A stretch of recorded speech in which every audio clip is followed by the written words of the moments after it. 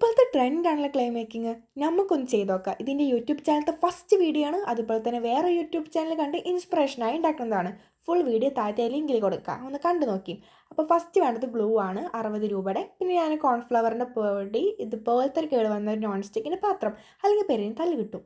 അപ്പോൾ എന്ത് ചെയ്യുക, നെക്സ്റ്റ് നിങ്ങൾക്ക് എണ്ണ, വിനീഗർ എടുക്കുക. പിന്നെ നിങ്ങൾ എടുക്കുന്ന പാത്രം ഏതാണോ അതിൻ്റെ സെയിം അളവിൽ കോൺഫ്ലവർ പൗഡറും പിന്നെ അതുപോലെ തന്നെ ഗ്ലൂ എടുക്കണം. പിന്നെ 1 ടേബിൾ സ്പൂൺ വെച്ച് നമ്മൾ എണ്ണയും വിനീഗറും ചേർക്കണം. നന്നായി മിക്സ് ചെയ്തിട്ട് ലോ ഫ്ലെയിമിൽ ഇട്ടിട്ട് ഈ ഒരു പാകമാകുമ്പോൾ സ്റ്റോപ്പ് ചെയ്യാം കേട്ടോ.